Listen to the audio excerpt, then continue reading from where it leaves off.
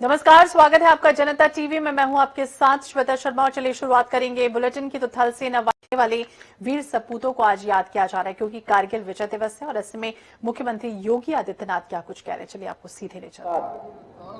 भारत के बहादुर जवानों के शौर्य और पराक्रम को एक बार फिर दुनिया ने देखा। इस युद्ध में अनेक वीर सैनिकों ने अपना सर्वोच्च बलिदान दिया था, जिसमें लखनऊ से captain Manoj Kumar Pandey, captain Aditya Mishra, lance Naik Kevalanand Dwivedi, rifleman Sunil Jung, major Ritesh Sharma, इन सब का नाम बड़े गर्व के साथ और बड़े सम्मान के साथ पूरा देश लेता है। और यही कारण है कि हमारे इन बहादुर जवानों के शौर्य, उनके साहस, उनकी वीरता को ध्यान में रख करके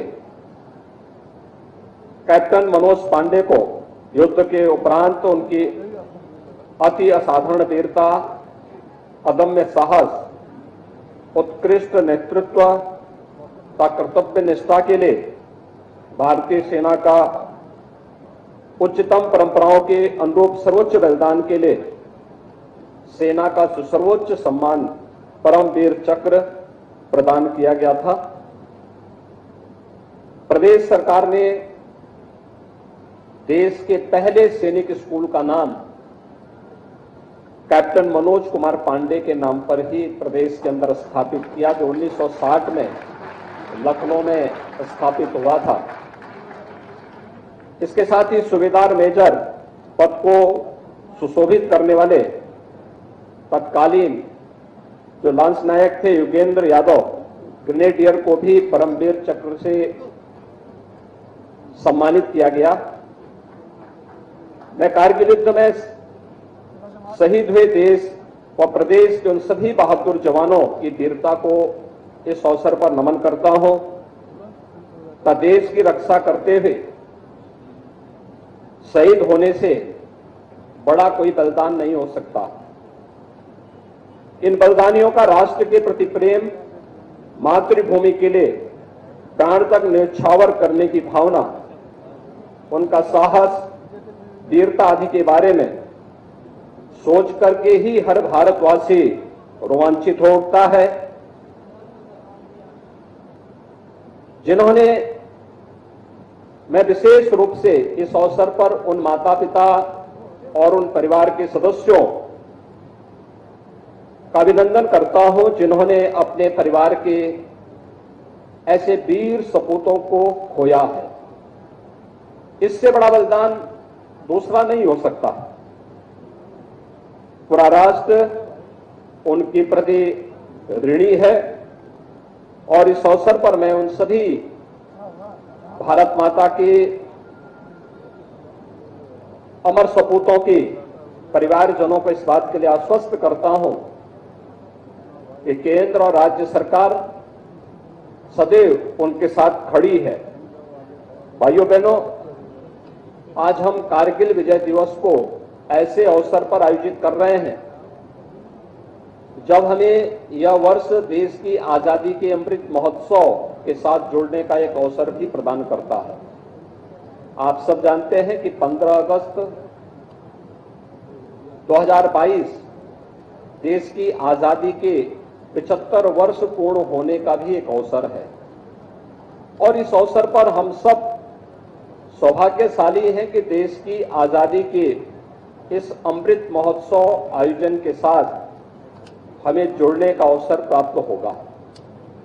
आदरणीय प्रधानमंत्री जी ने एक कार्यक्रम पूरे देश के लिए उपलब्ध कराया है कि हम यह महोत्सव तो मनाएंगे, लेकिन यह महोत्सव हमारे लिए केवल महोत्सव तक सीमित न रहे बल्कि एक संकल्प दिवस भी बन जाए। देश की आजादी के 75 वर्ष, आगामी 25 वर्षों की एक बृहद कार्य योजना को लेकर के हमें कार्य करना होगा। ये बृहद कार्य योजना कि हमें भारत को, अपने देश को कहां लेके जाना है, कैसा भारत हम चाहते हैं। आने वाली पीढ़ी को कैसा भारत चाहिए और उस भारत के निर्माण के लिए पूरे भारतवासियों को 135 करोड़ की आबादी को एकजुट होकर के जब हम सब मिलकर के कार्य करेंगे तो उसके परिणाम भी हम सब के सामने आएंगे। और इस देश से 11 से 17 अगस्त के बीच एक विशेष अभियान चल रहा है। यहां पर स्कूली बच्चे भी काफी बड़ी संख्या में उपस्थित हैं। स्कूलों के माध्यम से प्रभात फेरियों का आयोजन, अनेक रचनात्मक कार्यक्रमों को स्कूली स्तर पर, अलग अलग संस्थाओं के स्तर पर, संगठनों के स्तर पर, व्यक्तियों के स्तर पर आयोजित होना है, जिसकी कार्य योजना पहले ही सभी जिला प्रशासन को उपलब्ध कराया जा चुका है। 13 से 15 अगस्त के बीच देश को हर घर तिरंगा के साथ जोड़ना है। भारत के आन मान और शान का प्रतीक, भारत के गौरव और गरिमा का प्रतीक, भारत के शौर्य, भारत की शांति और भारत की प्रगति का प्रतीक भारत के तिरंगे को हर घर पर लहराने की एक व्यापक कार्य योजना भी बनाई गई है। और मुझे लगता है कि हर भारतवासी को चाहिए कि अपने घर पर तिरंगा लगा करके भारत के राष्ट्रीय प्रतीकों के प्रति हम सम्मान का भाव व्यक्त करें।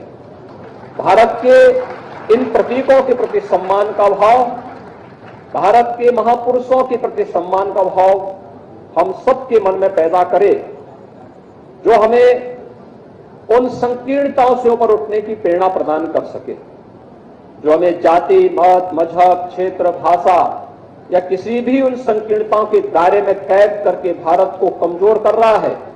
उन संकीर्णताओं से ऊपर उठ करके हम सबको मिलकर के एक भारत, श्रेष्ठ भारत बनाने की प्रधानमंत्री मोदी जी की परिकल्पनाओं को साकार करने के लिए पूरे भारतवासियों को जुड़ना होगा। और इस अवसर पर मैं चाहूंगा कि 13 से 15 अगस्त के बीच हर घर पर भारत के आन मान और शान का प्रतीक तिरंगा लहराने की कार्रवाई को सभी स्कूल, कॉलेजेज, संगठन, संस्थाएं और हर भारतवासी और हर उत्तर प्रदेशवासी इस कार्यक्रम के साथ जुड़ेगा तो राष्ट्रीयता की एक नई लहर हर भारतवासी के अंदर पैदा करेगा और उन अमर बलिदानियों के सपने को साकार करने का। तो कारगिल विजय दिवस मनाया जा रहा है। आपको बता दें, मुख्यमंत्री योगी आदित्यनाथ को आप सुन रहे थे। उनका कहना है कि देश में एकता और अखंडता बनी रहे और हर घर में तिरंगा लहराया जाए इस बार। और इस बीच लखनऊ से बड़ी खबर आपको बता दें, जहां योगी कैबिनेट की आज अहम बैठक होनी है। लखनऊ से बड़ी खबर, आज योगी कैबिनेट की अहम बैठक 11 बजे लोक भवन में बैठक शुरू होगी। कई अहम प्रस्तावों पर मुहर लग सकती है। कैबिनेट मीटिंग के बाद मंत्री परिषद की भी बैठक आयोजित होगी। लखनऊ से बड़ी खबर आपको बता दें, जहां योगी कैबिनेट की आज अहम बैठक है और 11 बजे लोक भवन में ये बैठक आयोजित होगी। कई अहम प्रस्ताव इसमें होंगे जिस पर मुहर लगेगी। अनूप कुमार ज्यादा जानकारी के लिए हमारे साथ ग्राउंड जीरो से जुड़ गए। अनूप, जिस तरह से बात करें, आज कौन कौन से महत्वपूर्ण एजेंडे होने वाले हैं जिस पर मुहर लगेगी, वहीं अगर आप बताएं मंत्री परिषद की भी आज बैठक होनी है तो उसमें क्या कुछ खास रणनीति तैयार होगी? देखिए श्वेता, आज योगी की काफी अहम बैठक मानी जा रही, क्योंकि लगातार जिस तरीके से पिछले कैबिनेट में देखा गया था, कई दर्जन प्रस्ताव पास हुए थे। आज भी काफी महत्वपूर्ण बैठक है, क्योंकि सबसे बड़ा जो प्रस्ताव माना जा रहा है कि आजादी की अमृत महोत्सव के तहत 75वां स्वतंत्रता दिवस के अवसर पर बीजेपी या सरकार ने लक्ष्य लिया है कि हर घर तिरंगा फहराएंगे। तो यानी वो दृश्य देखने को मिलेगा जो 75 साल पहले जब देश आजाद हुआ था, हर घर में खुशी थी, हर घर में एकता की मिसाल एक कायम हुई थी। उसी प्रकार से जब तिरंगा हर घर में लगेगा तो एक बार फिर से पूरा देश तिरंगामय हो जाएगा। तो उत्तर प्रदेश में एक मुहिम है, उसके साथ ही साथ पंचायती राज विभाग में जो पद को लेकर के जो एक प्रस्ताव है वो पारित हो सकता है, उस पर मुहर लग सकती है। उसके बाद 12 बजे के आसपास बैठक भी होगी मंत्रिपरिषद की, उसमें सभी मंत्रियों को बुलाया गया है। मंत्रिमंडल की जो बैठक है उसको, मंत्रिपरिषद की बैठक को लेकर उसका खास सबसे कारण है क्योंकि अभी तक जो प्लानिंग होती है, पिछले मंत्रिपरिषद की जो बैठक हुई थी उसमें 100 दिन का जो एजेंडा तैयार हुआ था, जो कुछ जो विभाग फिसड्डी रह गए थे उन पर निर्देश दिए गए थे, उनका काम जल्द पूरा किया जाए। अब लक्ष्य 6 महीने का है। 6 महीने में सरकार की उन योजनाओं को प्लस 6 महीने में विभाग अपना नया क्या कर रहा है, मंत्री अपने विभाग में नया क्या कर रहे हैं, उसको लेकर लक्ष्य लेकर चलना है। पिछली बार प्रेजेंटेशन हुआ था, मंत्रियों ने अपनी अपनी बात कही थी अपने विभाग की, इस बार भी उसी खाका को लेकर के तैयारी है, क्योंकि तिरंगा को लेकर भी इस पे बात रखी जाएगी कि अपने अपने क्षेत्र में जाकर के मंत्री अपने क्षेत्र में जाकर तिरंगा बंटवाएं और आजादी का अमृत महोत्सव पूरी धूमधाम से मनाया जाए।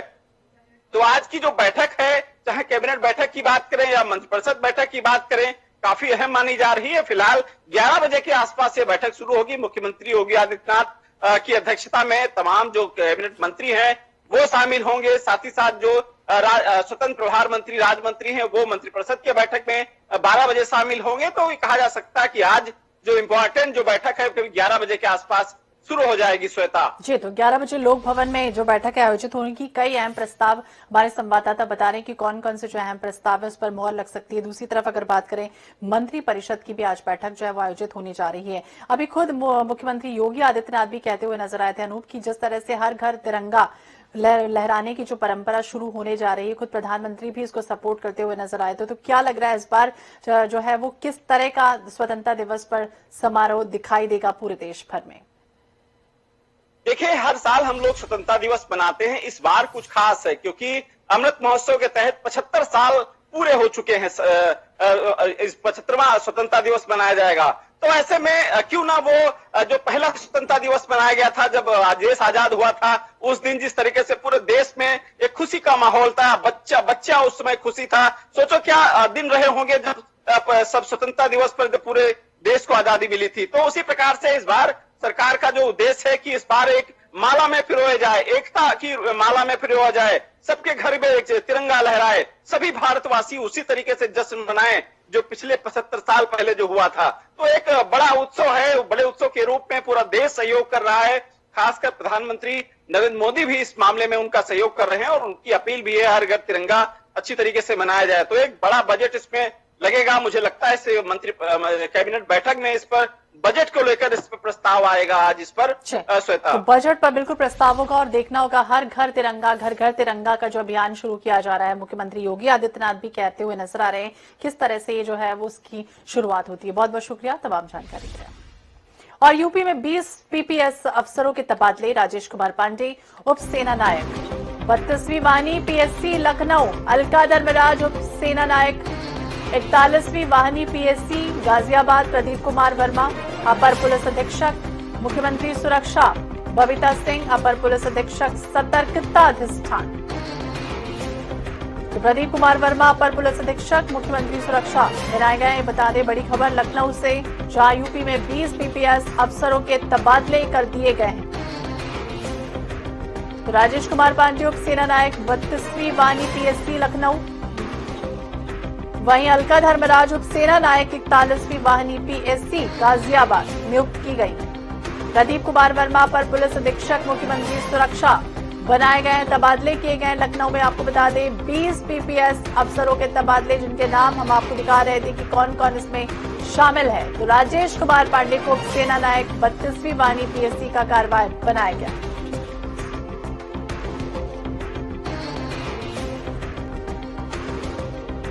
तो प्रदीप कुमार वर्मा अपर पुलिस अधीक्षक मुख्यमंत्री सुरक्षा अब देखेंगे। वहीं यूपी में 20 पीपीएस अफसरों के तबादलों की लिस्ट जो है वो जारी कर दी गई है।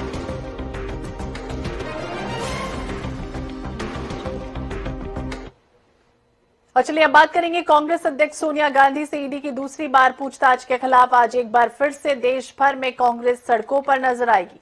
देश भर में जहां महात्मा गांधी की प्रतिमाओं के पास कांग्रेस प्रदर्शन करेगी, वहीं दिल्ली में नेताओं का जमावड़ा कांग्रेस मुख्यालय में भी होगा। सोनिया गांधी सुबह 11:30 पर ईडी के समक्ष पेश होंगी।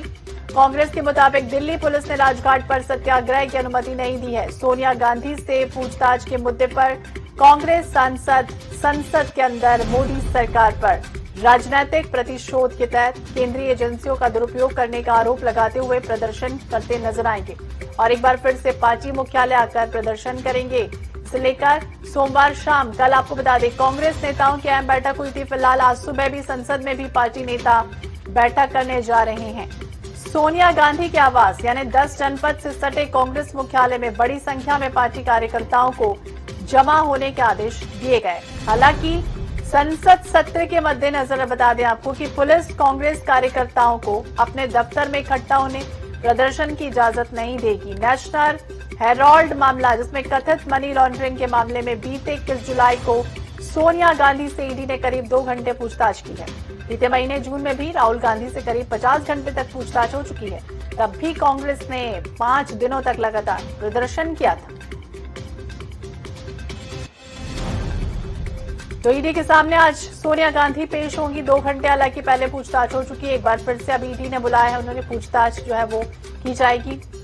और प्रदर्शन जो उस समय दिखाई दिया था, आज एक बार फिर से प्रदर्शन वही कांग्रेस का दिखाई देगा। जिस तरह से 5 दिन तक लगातार हमने देखा था कांग्रेस किस तरह से सड़कों पर नजर आई थी, संसद से लेकर सड़कों तक नजर आई थी, अलग अलग प्रदेशों में प्रदर्शन किया गया था कांग्रेस का, वैसा ही प्रदर्शन आज एक बार फिर से दिखाई देगा। 21 जुलाई को सोनिया गांधी से ईडी ने 2 घंटे पूछताछ की हुई है।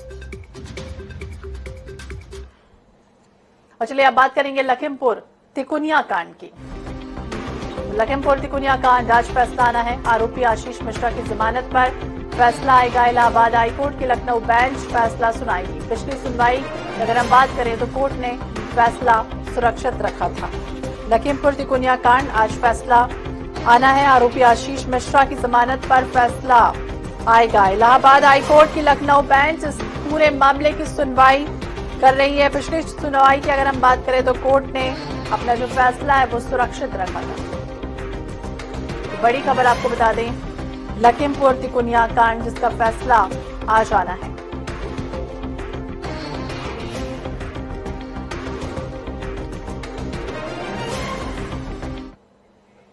रक्त की जरूरत कब किसको पड़ जाए कहा नहीं जा सकता, और इसलिए रक्तदान करके आप किसी को एक नया जीवन भी दे सकते हैं। इसी क्रम में राजधानी लखनऊ स्थित KGMU में वीसी विपिन पुरी और ट्रांसफ्यूजन डिपार्टमेंट के विभागाध्यक्ष तुलिका चंद्रा के नेतृत्व में रक्तदान जागरूकता रैली निकाली गई। इस रैली का मुख्य उद्देश्य लोगों को रक्तदान के प्रति जागरूक करना है। मेडिकल कॉलेज छात्र छात्राओं ने नाट्य कला के माध्यम से भी लोगों को जागरूक किया। तुलिका चंद्रा ने जनता टीवी से खास बातचीत में कहा कि हमारा प्रयास यही है कि लोगों के अंदर रक्तदान के प्रति फैले डर को दूर किया जाए, उनको रक्तदान को लेकर जागरूक किया जाए। महिलाएं पहाड़ की चोटी पे चल सकती हैं, पूरा देश चला सकती हैं, तो ब्लड भी डोनेट कर सकती हैं। हर 4 महीने में डोनेट करना होता है उनको ब्लड।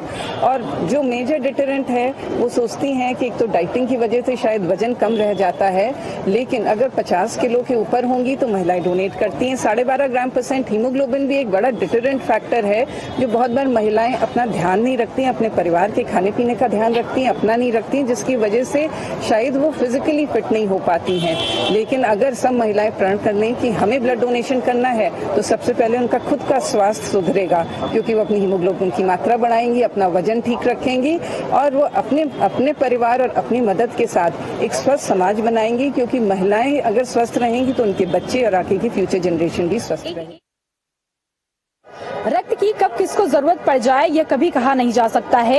इस समय मैं KGMU में हूँ, जो कि राजधानी लखनऊ में स्थित है। यहाँ पे आज रक्तदान जागरूकता अभियान को लेकर आज रैली निकाली जा रही है, जिसमें कि ये सब मेडिकल यूनिवर्सिटी के बच्चे हैं। ये तमाम बच्चे आज रक्त को लेकर आज जागरूकता रैली निकाल रहे हैं। इसमें तमाम जो KGMU के VC हैं, विपिन पुरी जी भी इसमें मुख्य अतिथि के तौर पर शामिल हैं, जो कि ब्लड बैंक की विभागाध्यक्ष हैं तुलिका चंद्रा, वो भी शामिल है। ठीक है, साथ ही साथ वरिष्ठ IAS ऑफिसर प्रांजल यादव जी भी शामिल है। इसमें हम विपिन पुरी जी से भी कोशिश करेंगे बातचीत करने की, लेकिन फिलहाल आप देख सकते हैं ये बच्चे जो हैं ये रक्तदान जागरूकता रैली निकाल रहे हैं, जो कि ये यहाँ से निकल के ये शहीद पथ तक जाएगा, यानी कि शहीद स्मारक जो पार्क है वहां पर ये रैली जाएगी। फिलहाल ये आप देख सकते हैं कि ये KGMU का प्रांगण है। यहाँ पे सुबह से ही यहाँ पे कार्यक्रम चल रहा है, जागरूकता अभियान चल रहा है और रक्तदान जागरूकता को लेकर यहाँ पे नाट्य कार्यक्रम का भी आयोजन किया गया था, ताकि रक्तदान के प्रति हम लोगों को कैसे जागरूक कर सके, कैसे प्रेरित कर सके, ये बड़ा सवाल बना रहता है। इसके लिए यहाँ पे एक बड़ा कार्यक्रम का आयोजन किया गया था। इसके बाद ये कार्यक्रम आगे बढ़ाया गया है। हम कोशिश करेंगे विपिन पुरी जी से भी बात करने का, कि हम उनसे बात करेंगे कि इसको लेकर क्या कार्यक्रम किए जा रहे हैं। सर, रक्तदान को लेकर आज जागरूकता कार्यक्रम किया गया है, लेकिन साफ तौर पे देखा जाए कि आज भी लोगों में रक्तदान के लेकर दिलो दिमाग में कहीं ना कहीं एक भय व्याप्त रहता है, उसको लेकर आप क्या कहेंगे? यही इसी को दोहराने के लिए, लोगों में जागरूकता लाने के लिए ही हम बार बार हम ये blood donation, voluntary blood donation के लिए हम ये कैंप्स करते हैं, जिससे कि आम आदमी को समझाने के लिए कि रक्तदान से आपकी बॉडी में कोई प्रॉब्लम नहीं आती, एंड आप प्रॉब्लम नहीं आती, और अब दूसरा आप कितनी जानों को बचा सकते हैं। तो ये एक समझ है एक, और ये जो हमारा जो ब्लड ट्रांसफ्यूजन मेडिसिन का डिपार्टमेंट है, जैसा कि मैंने पहले बताया कि एक सबसे बेस्ट, सबसे largest blood transfusion medicine department है सारी कंट्री में, एंड जहाँ पर सेफ ब्लड, मैं एक और चीज़ मैं बोलता हूँ कि सेफ ब्लड देना बहुत ज़रूरी है, जिससे कि जिस मरीज को आप ब्लड दो, वो ब्लड, उसमें कोई ऐसी कीटाणु ना हो, कोई ऐसी प्रॉब्लम ना हो जिससे कि जो आपके जो मरीज को, जिसको आप ट्रांसफ्यूजन कर रहे हो, उसको कोई तकलीफ हो जाए। तो वो जो टेक्नोलॉजी है वो हमारे डिपार्टमेंट में, हमारे हॉस्पिटल में अवेलेबल है, जिससे कि जो भी कीटाणु जो होते हैं ब्लड में, उनको भी हम खत्म करके हम उनको सेफ ब्लड बना के हम उसको ट्रांसफ्यूज कर सकते हैं। इनका साफ तौर पे कहना था कि देखिए, ब्लड डोनेट करने में किसी तरह के महिलाओं को झिझक नहीं होता है, लेकिन हाँ, पीरियड्स के दरमियान हमें उसका ध्यान रखना होता है, उस समय हम डोनेट ना करें। लेकिन हम लगातार इसके लिए व्यापक तौर पर हम इसके लिए अभियान चला रहे हैं, ताकि जो लोगों के अंदर डर है और जो जागरूकता की कमी है, उसको लेकर हम उनके अंदर अभियान चलाकर उनको जागरूक कर सकें, प्रेरित कर सके। इसका हम अभियान, आज रैली भी निकाले हैं और लगातार हम इसके क्रम में लगे रहेंगे। साफ तौर से हम भी आपसे निवेदन करेंगे, आग्रह करेंगे, रक्तदान का जब भी आपको मौका मिले आप बढ़ चढ़कर उसमें हिस्सा लीजिए, क्योंकि कभी भी एक आपके रक्त का, आपके खून की एक बूंद किसी की भी सांसें जो है थमने से बचा सकती है। कैमरा के साथ में जासिक, जनता टीवी, लखनऊ। और चलिए अब बात करेंगे, हल्द्वानी जल संस्थान के कारनामा सामने आया। बिना पेयजल कनेक्शन के एक परिवार को हर महीने पानी के लिए बिल भेजे जा रहे हैं। उपभोक्ता को 2 साल से पानी का कनेक्शन तो नहीं मिला, लेकिन 2 साल से हर महीने भारी भरकम बिल जल संस्थान ने जरूर थमा दिया।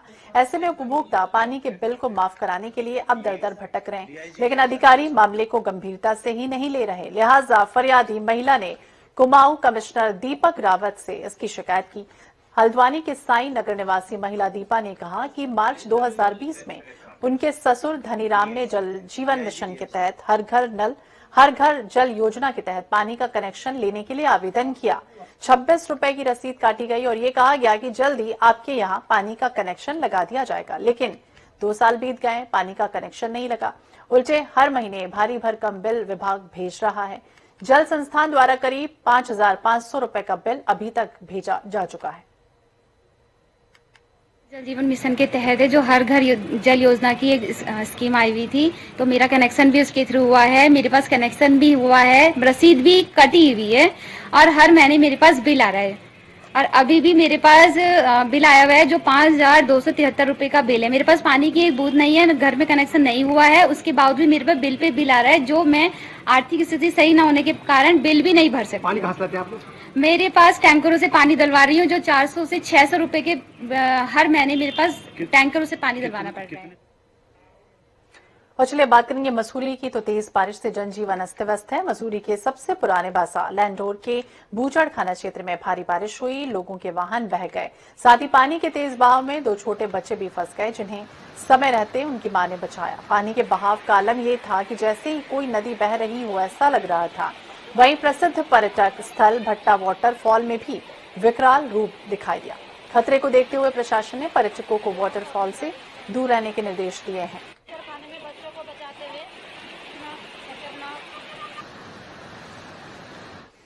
और चलिए आपको उत्तराखंड ले चलते हैं, जहां मुख्यमंत्री पुष्कर सिंह धामी आज कारगिल विजय दिवस मनाया जा रहा है और श्रद्धांजलि अर्पित करने के लिए पहुंचे हुए हैं।